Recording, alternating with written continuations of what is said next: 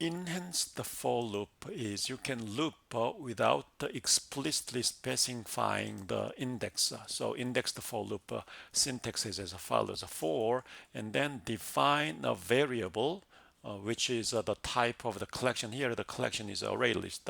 So var, we can use a type inference, say element, and then s is the collection array list.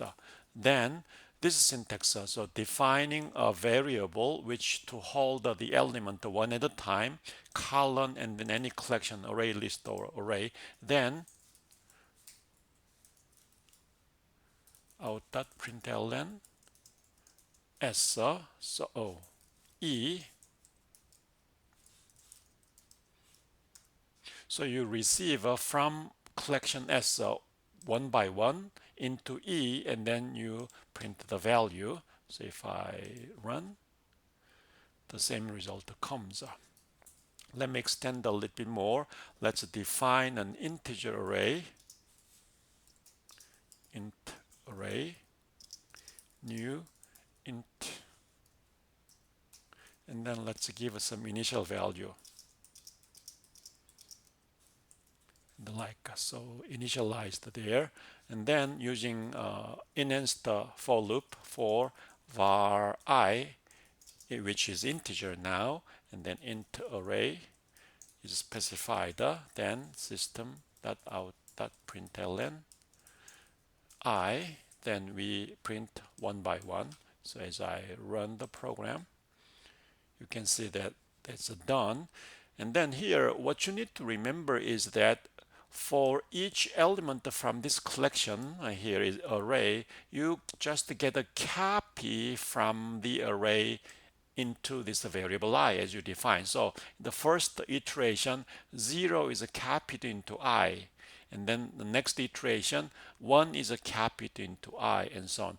Understanding that is important because if I change a variable I, for example, var n into array, then for example I want to do just multiply 10 for each, and then let's see what happens. Since my intent was for each element in the int array I just multiplied 10 times, so I expect 0, 10, 23, 30, 40, 50 and the like, and let's see actually we get that result or not.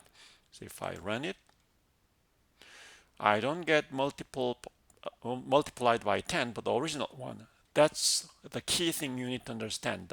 Here, variable n is a copy from array. So first iteration 0 is a copied into n, and then n is multiplied by 10, and then that happens on the copy, not on the actual array. So you can never ever change the original collection within enhanced for loop. If you really intended to change the value, you should use a explicit for loop with an index. Then you can have access to the actual element, and then you can update the value. So that's very important to understand.